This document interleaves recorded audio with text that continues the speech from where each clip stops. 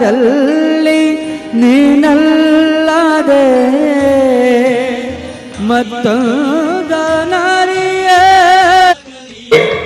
ತರಳುಬಾಳು ಹುಣ್ಣಿಮೆ ಮಹೋತ್ಸವ 2026 ಭದ್ರಾವತಿಯಲ್ಲಿ ನಡೀತಕ್ಕಂಥದ್ದು.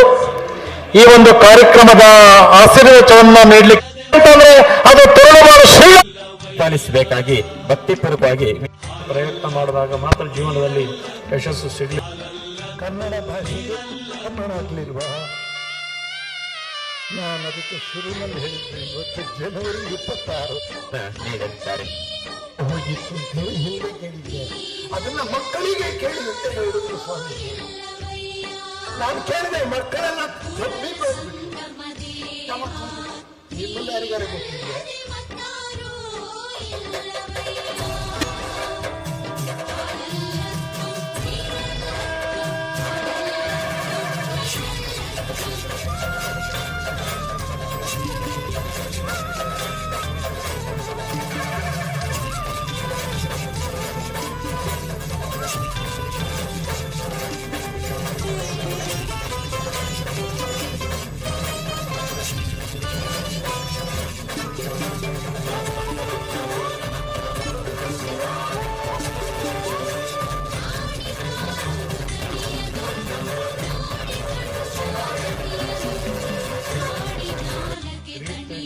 ಮೊದಲೇ ಅನೇಕ ತಾಂತ್ರಿಕ ಸಂಗತಿಗಳನ್ನು ಜಗತ್ತಿಗೆ ಕೊಟ್ಟಂತ ಕೀರ್ತಿ ಭಾರತ ದೇಶಕ್ಕೆ ಸಲ್ಲುವಂಥದ್ದು. ಅಂತ ದೇಶದ ಪ್ರಜೆಗಳನ್ನು ನಾವು ದೇಶದಲ್ಲಿ ಗೊತ್ತಿರೋದು ಅನ್ನೋದು ಭಾರತೀಯ ಪ್ರತಿಯೊಬ್ಬರಿಗೂ ಕೂಡ ಹೆಮ್ಮೆ ಪಡಬೇಕಾದ ಸಂಗತಿ. ಪ್ರಜಾಪ್ರಭುತ್ವದ ಬೇರುಗಳು ಗಟ್ಟಿಯಾಗುತ್ತೆ. ಪ್ರಜಾಪ್ರಭುತ್ವದ ಬೇರುಗಳು ಗಟ್ಟಿಯಾದ್ರೆ ಸಮಾಜ ಉನ್ನತ ಮಟ್ಟದಲ್ಲಿ ಬೆಳೆಯೋದಕ್ಕೆ ಅನುಕೂಲ ಆಗುತ್ತೆ. ನಮ್ಮಲ್ಲಿ ಪೂಜಾರಿಗೆ ಅಭಿನಂದನೆ ಸಲ್ಲಿಸ್ಬೇಕು. ಯಾಕೆಂದ್ರೆ ಪೂಜ್ಯರು ಏನು ಆದೇಶವನ್ನು ಮಾಡಿ ಅವತ್ತಿಂದ ಇವತ್ತರವರೆಗೆ ನಿಮ್ಮ ಭದ್ರಾವತಿ ತಾಲೂಕಿನ ನಿಮ್ಮ ಶಿಷ್ಯರು, ನಿಮ್ಮ ಭಕ್ತಾದಿಗಳು ಯಾವುದು ತಪ್ಪದೆ ಯುದ್ಧಕ್ಕೆ ಸೈನಿಕರು ಹೇಗೆ ರೆಡಿ ಆಗ್ತಾರೋ ಹಾಗೆ ಈ ಕಾರ್ಯಕ್ರಮಕ್ಕೆ ಸುಮಾರು 6 ತಿಂಗಳಿಂದ ನಾವು ಸತತವಾಗಿ ಹೆಚ್ಚಾರು ಬಗ್ಗೆ ಜೊತೆಗೆ ನಮಗೆ ಒಂದು ಜಾಗದ ಸಮಸ್ಯೆ ತುಂಬ ಕಾಡ್ತಾ ಇತ್ತು.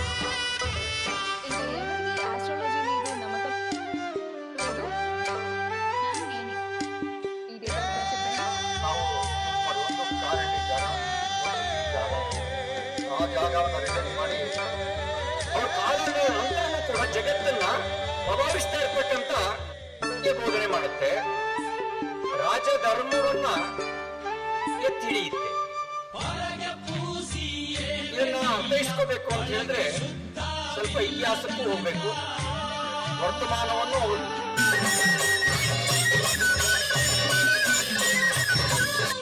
ಇವ್ರು ಮಾಡಿ ತಪ್ಪು ಸರಿ ನೀನ ರಘುವನ್ ಬಗ್ಗೆ ಆಡಿದಾಣ.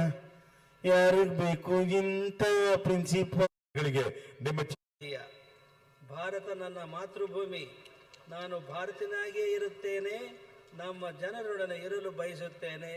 ನೀವೇನೇ ಕ್ಯಾಪ್ಟನ್ ಮಾಡ್ತೀನಿ ಅಂದರೂ ಕೂಡ ನಿಮ್ಮ ದೇಶಕ್ಕೆ ನಾನು ಬರೋದಿಲ್ಲ, ನಿಮ್ಮ ಸೈನಿಕ ಸೇರಲ್ಲ ಅಂತ ಹೇಳ್ತಾನೆ.